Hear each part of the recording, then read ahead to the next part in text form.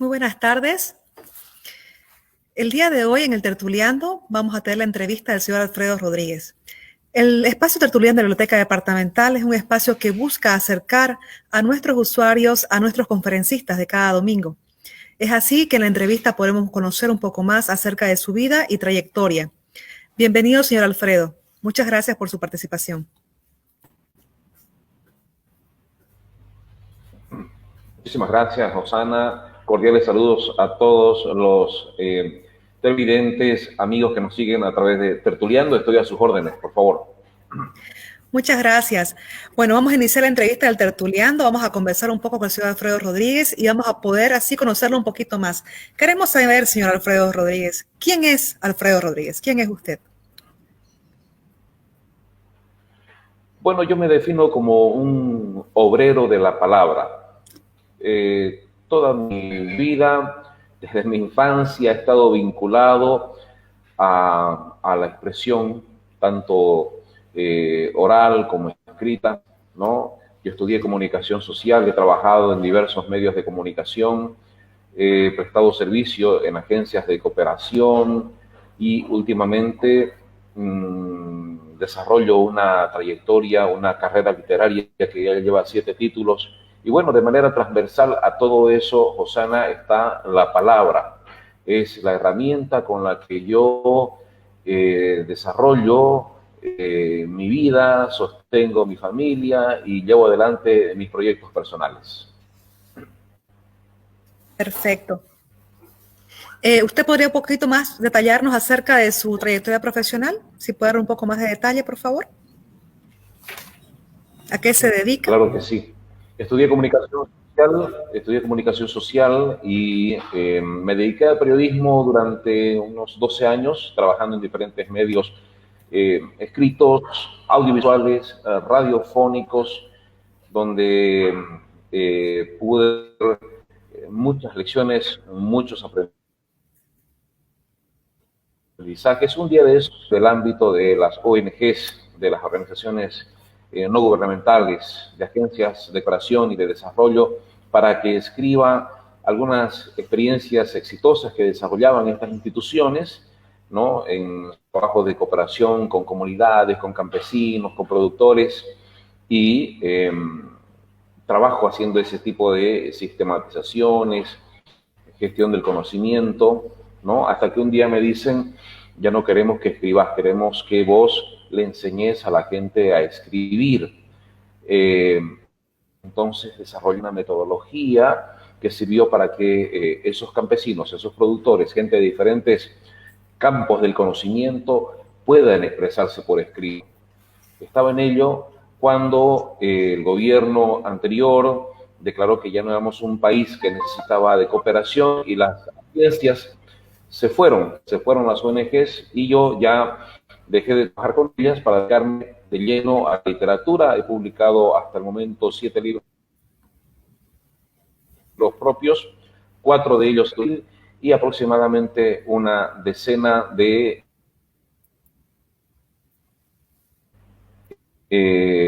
para personas instituciones, empresas que me solicitan los servicios como redactor. Claro que sí.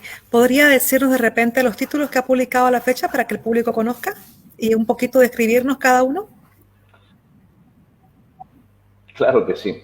Mi primera publicación fue un poemario que se llamó Tres al Hilo, una obra colectiva con los autores Alejandra Barberí y Oscar Gutiérrez. El año 2003 fue esto. El año 2010 publiqué un ensayo sobre el graffiti en Santa Cruz, un estudio comparativo, un análisis comparativo del graffiti en los barrios residenciales, los barrios periféricos y en el centro de la ciudad. No había entonces redes sociales todavía, no como las conocemos ahora, y los muros de las calles de la ciudad eran los lugares donde los jóvenes expresaban sus sentimientos, sus necesidades, sus emociones, y yo fui a recorrer toda Santa Cruz para recoger aquellos mensajes y hacer un análisis interpretativo de lo que los jóvenes querían decir. El año 2011, un año después, intenté hacer un análisis del discurso del presidente Evo Morales y publiqué el libro Evadas, que tuvo 5 ediciones, que es una compilación de las frases más polémicas, disparatadas de ese presidente que tuvo Bolivia. Y simultáneamente, ese mismo año, 2011, publiqué mi primer libro de cuentos infantiles, Cuentos del Jardín, con apoyo de Editorial Hoguera. 2015, que mi segundo libro, Cuentos para caer en cuenta, readaptación de cuentos clásicos infantiles. Pinocho, Caperucita, César pasan sus aventuras en Bolivia y enfrentan nuevos peligros, situaciones más actuales, enemigos más reales. 2 años después, en 2017, publiqué 2 nuevos libros de cuentos infantiles. Cuentos antiberrinches, para que los niños se porten bien para siempre. Y Cuentos felinos, una provocación de tipo filosófica, ¿no? Todo a través de gatos, para que nuestros adolescentes se hagan las grandes cuestiones, las grandes preguntas de la vida. Excelente. Tengo entendido que usted dicta talleres de escritura para redactores, ¿no? Para no redactores, como dice usted. Sí, sí. En los últimos 3 años desarrollé también esta actividad.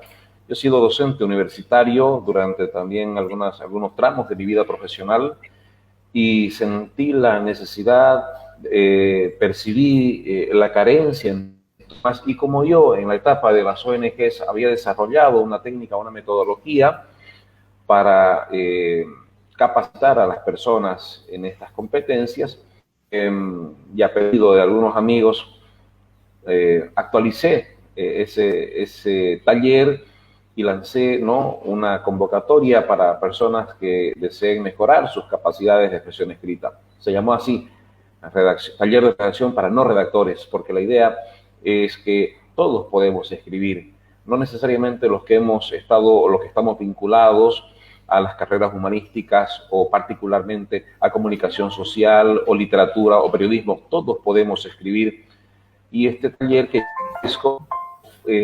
permite desarrollar tales capacidades, tales habilidades. Y me imagino que eso es lo que hace que sea tan apetecido su taller, ¿no? Que tenga una respuesta favorable. El hecho de que usted, anima a las personas, sea del área humanística o no, a acercarse a las letras y a escribir. Correcto. Lo que pasa, Josana, es que realmente todo el mundo tiene necesidad de escribir. Especialmente ahora en que nos movemos en el ámbito digital con mucha más fuerza, ¿no es cierto? Ahora que la cuarentena nos ha dado a quedarnos en casa, a desarrollar el teletrabajo, a la teleeducación, todos necesitamos escribir. Desde la más elemental carta a algún ser querido, ¿no es cierto? La gente que desarrolla un emprendimiento, por ejemplo, necesita promover sus productos, promocionar sus servicios, darlos a conocer. Personas que deseen postular, por ejemplo, a una beca deben escribir solicitudes, postulaciones, el que quiera solicitar un aumento de sueldo, hay gente que tiene proyectado realizar también algún libro. Bueno, todos tenemos necesidad de escribir algún documento tarde o temprano, y es importante hacerlo bien, porque no hay cosa desastrosa, más desastrosa, no hay algo más terrible que proyectar una imagen de mediocridad a través de un texto con faltas de ortografía, de un texto que no es comprensible, que es complejo, ¿no? Y no ayuda. Hay mucha gente que se frustra, hay gente que queda a mitad de camino, hay tesistas que no concluyen sus trabajos de grado ahí porque no han podido concretar, estructurar, ¿no?, un trabajo de grado. Entonces, debido a esta necesidad y debido a que yo pude desarrollar una metodología que le sirve a cualquier persona, ¿no?, es que mis talleres tienen una convocatoria favorable permanentemente durante 3 años. Hemos desarrollado ya aproximadamente unos 70 talleres de manera independiente, independiente, aunque ocasionalmente también he trabajado con universidades que solicitan mis servicios o empresas que me piden, por favor, que capacite a su personal. He tenido de todo, bancos, farmacias, eh, importadoras de vehículos, encuestadoras. Todo el mundo tiene necesidad de escribir, Rosana, y nosotros le facilitamos, ayudamos en ese desafío a muchas personas, a muchas empresas, a muchas instituciones. Excelente, excelente labor, señor Alfredo.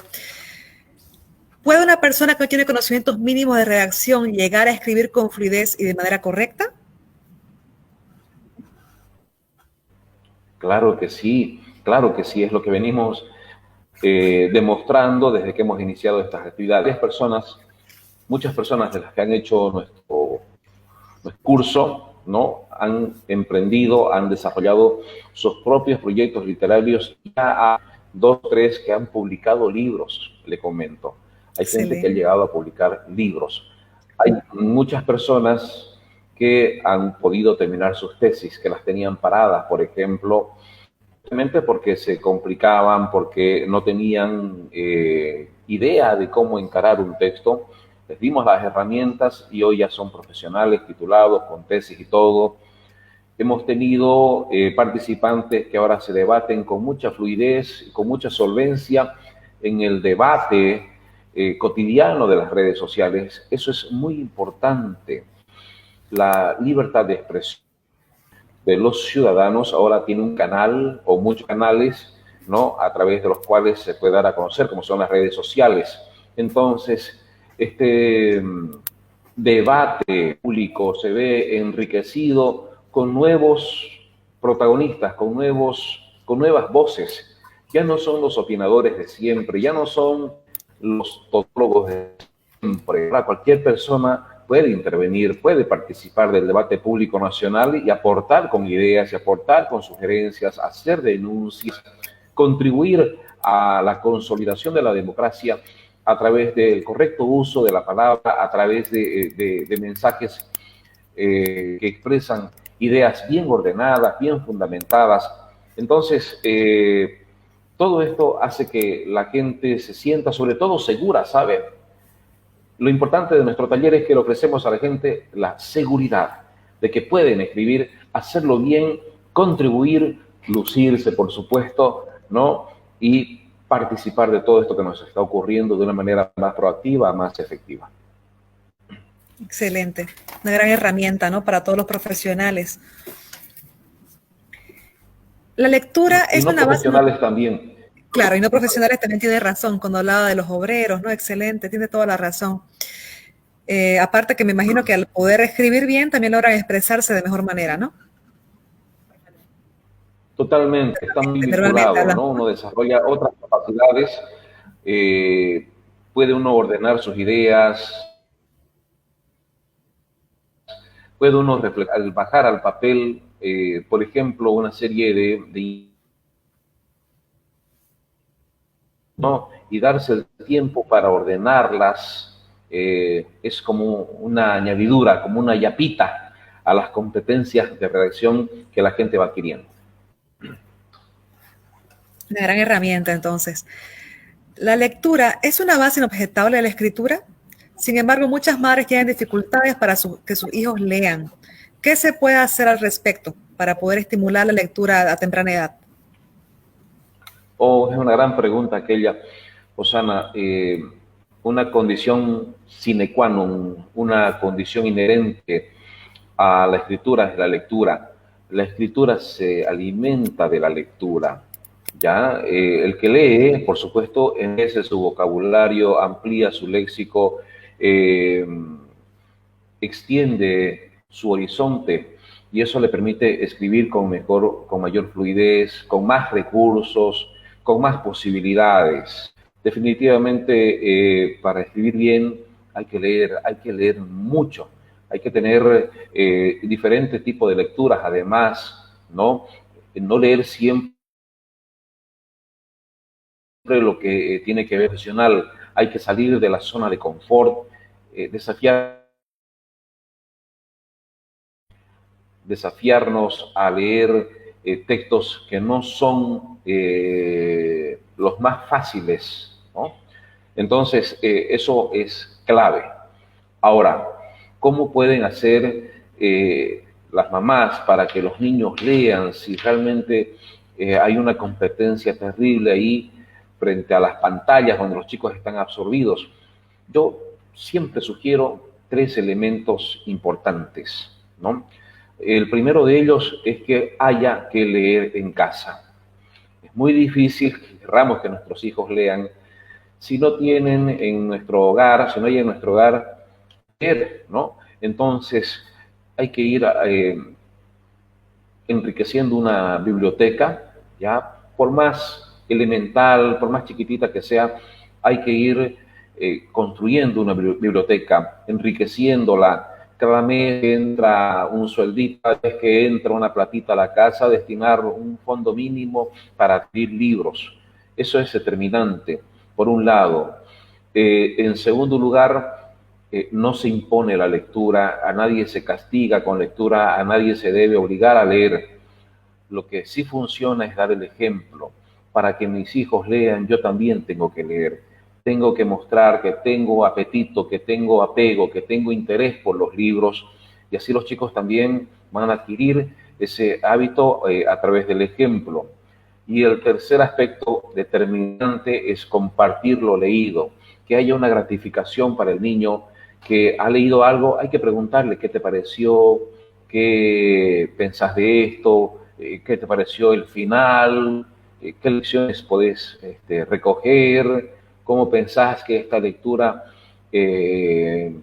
afecta a tu vida personal, ¿no? En qué te ha ayudado. Bueno, interesarnos, los chicos leen, ¿de acuerdo? Comentar sobre nuestras lecturas. Si yo he leído, por ejemplo, alguna obra de la literatura universal, un clásico de esos, a la hora de comer puedo comentar: miren, he leído esta obra maravillosa, o no se imaginan, he leído un artículo que habla sobre tal tema y nos da estas ideas, ¿no? Y hacerlo con entusiasmo, hacer que el tema de la lectura sea una cotidianidad en la familia.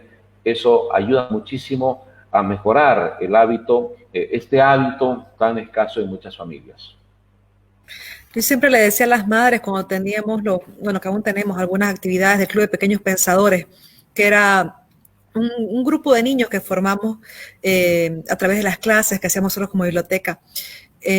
No solamente el ejemplo es importante, le decía también a ellas, sino que incluso les permite a ustedes como padres, como madres, tener hasta tema de charla. Porque muchas veces, como decía usted, nos sentamos a las mesas y cada uno come, o a veces está uno con el trabajo todavía en la mesa, en el celular, digamos, ¿no? Trabajando, haciendo, y no tenemos conversación con nuestros hijos. Entonces, a veces, al darle un libro, como decía usted hace un momento, que ya de repente yo leí, y que ya yo conozco, que yo leí cuando era niña, tengo que preguntarle a mi hijo, ¿no? ¿Con qué entrar a una charla? O de repente también es una forma de poder conocer a nuestros hijos, ver qué gustos tienen ellos. Yo, por ejemplo, sé que a mi hijo le gustan los libros sobre dragones. Entonces sé que si le voy a comprar un libro, más o menos tengo que ir buscando por ahí, pues, ¿no? Ir a buscar a ver saga de dragones, de historias sobre dragones, ¿no? Que están ahora de moda, digamos, ¿no? Que tal vez no eran cuando estaba yo niña, pero que ya yo sé que me gusta y que sé que si se le entrega el libro en una semana o menos, me lo entrega leído, digamos, ¿no? Entonces creo que también es importante eso, ¿no? No se imagina el poder que tiene aquello, ¿ya? Cuando un papá, una mamá cultiva el hábito de la lectura y el diálogo posterior con su hijo, hay otro premio. Está fortaleciendo ese vínculo, ese lazo familiar para siempre. Ese niño que conversa con su padre, con su madre sobre algo que ha leído, está desarrollando también confianza. Una confianza que va a durar para toda la vida.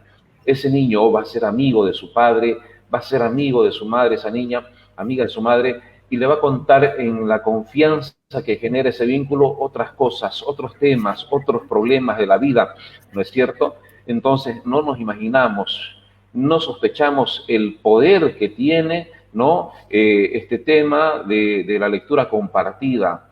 Tejemos, fortalecemos, consolidamos esa confianza con los niños que en muchos hogares lamentablemente está ausente. Es exacto, ¿no? Dicen que la oración une a las familias, yo creo que también la lectura une bastante a las familias, ¿no? A los padres y a los hijos. ¿Qué pueden hacer los maestros? Ya luego de la etapa que tenemos los padres, ¿no? La primera etapa escolar en casa, podríamos decirnos que cuando los padres educamos a nuestros hijos antes de entregarlos a los profesores a la escuela, ¿qué pueden ya hacer de ahí en adelante los maestros para estimular la lectura de sus estudiantes? Otra pregunta también determinante. Lamentablemente tenemos un sistema educativo que con muchas dificultades, que ha hecho que más bien nos alejemos, que no tengamos interés e incluso que odiemos ciertas áreas del conocimiento. En mi caso particular, por ejemplo, voy a comentar y voy a admitir mis dificultades con las ciencias exactas. A mí me cuesta mucho el tema de los números. Yo no sé cómo salí de colegio realmente, porque nunca le encontré sentido, nunca le encontré utilidad, nunca le encontré lo práctico a temas de álgebra, de trigonometría, y perdónenme, lo voy a decir así con mucha confianza, ¿no? Entonces prácticamente tuve maestros que iban, daban la clase como si fuera para ellos, como para que se lucieran ellos y nunca se preocuparon de que realmente uno entienda y comprenda para qué sirve, ¿de acuerdo? Entonces, mi recomendación, mi modesto aporte, mi modesta opinión en torno a estos temas es que los maestros hagan lo posible porque sus clases realmente sean lindas, sean interesantes y sean útiles. No se puede imponer a nadie el conocimiento. Lo que el maestro debe procurar es capturar el interés de los estudiantes, el generar esa capacidad de asombro frente a diferentes temáticas y dejar que el niño, el estudiante, desee conocer más, desee adquirir ese conocimiento, anhele con aprender cosas, ¿ya? Entonces, dar libros por dar tarea, obligar a los chicos a que lean, obligar a que hagan resúmenes, cuando ya todo está resumido en las redes, en internet, el Rincón del Vago, ¿no? O sea, es inútil, es terrible. Los maestros tienen el gran reto de la creatividad permanente todos los días y hay experiencias maravillosas. Por ejemplo, es muy conocido el caso de una profesora en Chile que le dice a sus estudiantes: chicos, van a leer 100 años de soledad, ¿no? Y todos se desinflan. Pero en vez de resumen, ustedes me van a presentar memes. Oh, y todos reaccionan y despiertan. Y los chicos empiezan a leer 100 años de soledad de García Márquez y al terminar empiezan a hacer memes, que con los buen día, que no sé qué, ¿no? Y presentan memes, una exposición de memes. Maravillosa profesora, los capturó a todos leyeron 100 años de soledad. Hay profesores que pueden aplicar otro tipo de recursos, por ejemplo, para acercarnos a la poesía, algo tan tedioso para muchos tal vez, pero qué lindo cuando, por ejemplo, se lo hace a través del hip hop. Yo he escuchado, por ejemplo, obras literarias de grandes clásicos, como por ejemplo el peruano César Vallejos, ¿no? Y ese es su famoso poema, Hay golpes en la... ¿no? De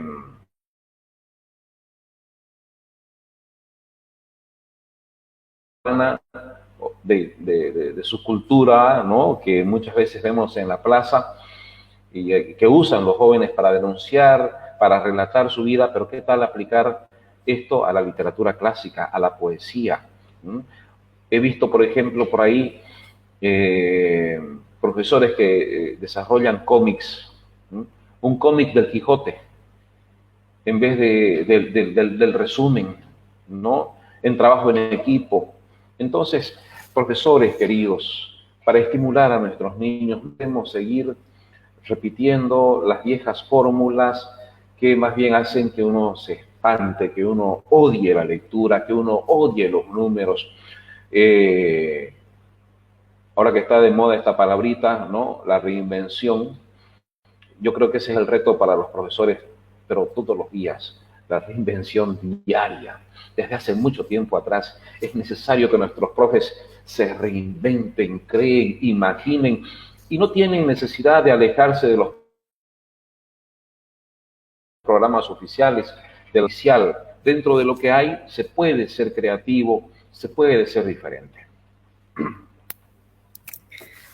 Excelentes consejos, señor Alfredo. Vamos a preguntar lo siguiente. Nosotros lo hemos escuchado hablar muchas veces del poder de la palabra. Háblenos de ese concepto que usted maneja. ¿De qué se trata?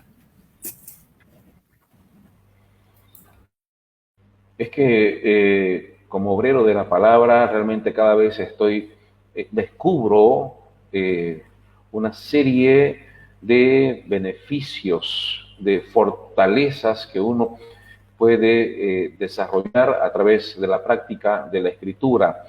Voy a citar algunos ejemplos. Yo tengo una campaña, un trabajo, por ejemplo, de prevención del bullying, ¿ya? Y una situación, una condición inherente del bullying es el silencio. Los chicos no hablan, los chicos sufren este desastre cuando están experimentando este dolor, ¿no? Entonces, en los talleres de prevención que yo doy del bullying, le he pedido a los chicos que, por favor, escriban, que cuenten las situaciones por las cuales están pasando. Y hubo una muchacha, una niñita de 7, 8 años, que en un taller de estos escribe, ¿no?, su dolor, y de pronto se levanta y dice: yo quiero denunciar que en este grupo, en este taller, están presentes mis agresores que siempre se burlan de mí, porque yo me llamo Lucero y hacen rimas con mi nombre, con todo lo que termina en cero, dice, ¿no? Y quiero denunciarlos y quiero decirles que dejen de molestarme. En ese momento, esos agresores se levantan y le piden disculpas. Y esa niña logra revertir su dolor. Imagínense, ¿no?, el poder de la palabra. Ahí está expresado. Otro caso. A fines de los 90, yo trabajé en un periódico local muy importante de nuestro medio. Y yo venía del ámbito de la televisión. Yo empecé trabajando en canales de televisión, en estaciones de radio, y nunca había estado en prensa escrita.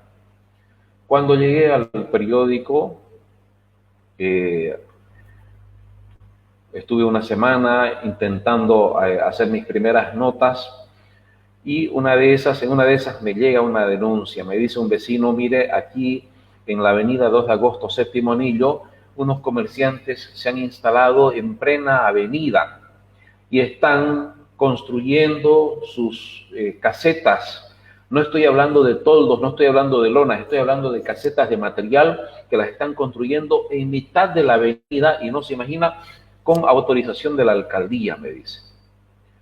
Y yo, que empezaba a trabajar en el periódico, fui a este lugar de los hechos, me interioricé del tema, averigüé, me documenté y publiqué la noticia. Y publiqué la noticia de que el gobierno municipal había autorizado a unos comerciantes a instalarse en mitad de una avenida, robándole el espacio público a la ciudad, ¿ya? Era un momento en que los gremiales tenían mucho poder y estaban sentados en el Consejo Municipal. La indignación fue tal que al día siguiente el mismo gobierno municipal que los había autorizado estaba con tractores, con topadoras, con motoniveladoras, levantando todas esas construcciones, todo ese mercado que se estaba instalando ahí.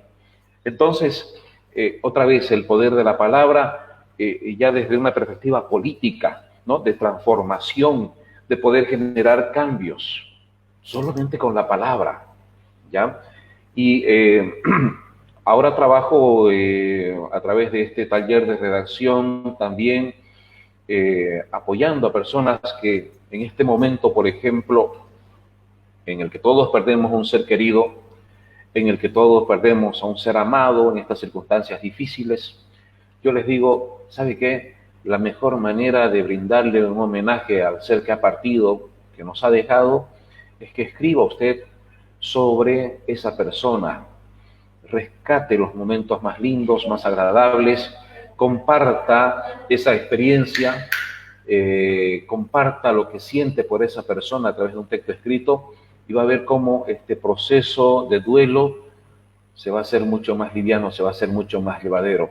Otra vez el poder de la palabra como una posibilidad de cerrar heridas, de hacer terapia frente al dolor de la partida de un ser amado. Una excelente forma de hacerles un homenaje también, ¿no? Me parece muy, muy buena idea. Es una excelente entrevista, señor Alfredo. La verdad que estamos felices, pero quisiera hacer una pregunta final, yéndonos un poquito a lo que viviremos este próximo domingo en la conferencia que usted va a dictar. Díganos, ¿qué aprenderemos en la conferencia de introducción a la redacción para no redactores? Perfecto, muchas gracias. Vamos a aprender vamos a compartir algunas de las herramientas elementales del proceso de redacción, desde lo más básico, ¿no?, de cómo armar un párrafo, desde lo más elemental, que es muchas veces allí donde muchas personas ya se extravían, ya se pierden, no saben cómo partir, no saben cómo comenzar. Entonces, vamos a ir desde ese momento inicial, vamos a aprender un poquito de planificación del texto. Fíjese que la gente tiene la tendencia a sentarse a escribir con algunas ideas, con alguna iniciativa, pero no tiene ni siquiera un orden, ¿no? Cuando uno construye su casa, no va con su camionada de ladrillos y con su cemento y con su arena ya nomás a levantar paredes, a cavar cimiento. Uno tiene que tener antes un plano, ¿no?, que le diga qué dimensiones van a tener las paredes, qué profundidad va a tener el cimiento, cuántas habitaciones van a haber en esa construcción. Lo mismo ocurre con la redacción. Uno debe tener un plan previo. No se lanza uno nomás así a escribir. Aún así sea una carta, por ejemplo, para un ser querido, para mi madre que vive, por ejemplo, en otro país, ¿no?, y yo le quiero contar cómo están las cosas en Bolivia, cómo está la situación, ¿ya? Tengo que tener un orden. La voy a saludar, le voy a preguntar por su salud, le voy a decir lo mejor, después le voy a contar cómo estoy yo, en el siguiente párrafo le voy a contar cómo están sus nietos, cómo están los demás miembros de la familia, en el siguiente párrafo le comentaré sobre cómo están los vecinos, de qué color pintó la señora del frente su casa, ¿no?, los chismes, y así. Hay una estructura en la carta. No es nomás la carta por la carta, ¿no? Y eso me facilita mucho el proceso de redacción, porque evita que me disperse, evita que pierda el tiempo, evita que me vaya por las ramas. Entonces, vamos a compartir cosas como estas, querida Osana, ¿no?, que son elementales para que la gente pueda ser feliz a la hora de escribir. La verdad que vamos a aprender muchísimo entonces el día domingo. Como dice usted, ¿no?, desde redactar una carta uno tiene que saber iniciar, ver el nudo de la carta y ver cómo concluirla, ¿no? Lo mismo para la redacción de cualquier otro tipo de texto, ¿no? Entonces, sí, la verdad que estamos contentos con toda la información que nos ha dado. Vamos a colocar en pantalla el teléfono del señor Alfredo, por si alguien quiere consultar acerca de los cursos que él dicta para no redactores también, ampliar un poco más el conocimiento. Y también invitarlos, ¿no?, este próximo domingo, al curso que tendremos que va a impartir el señor Alfredo, a la conferencia que va a impartir él este domingo. Es a las 7 de la noche y titula Introducción a la redacción para no redactores. Como les decía, este domingo a las 7 de la noche por el mismo canal de siempre de la Biblioteca Departamental de Santa Cruz, a través de Facebook Live y también a través del Facebook Live del señor Alfredo Rodríguez, autor. Los esperamos entonces este domingo para la conferencia del señor Alfredo Rodríguez. Muchísimas gracias, Osana. Muchísimas gracias a usted, señor Alfredo. Con la gente, con los niños, y estoy a sus órdenes para cualquier consulta. Muy gentil. Igualmente, que tengan una buena tarde. Hasta luego. Hasta luego.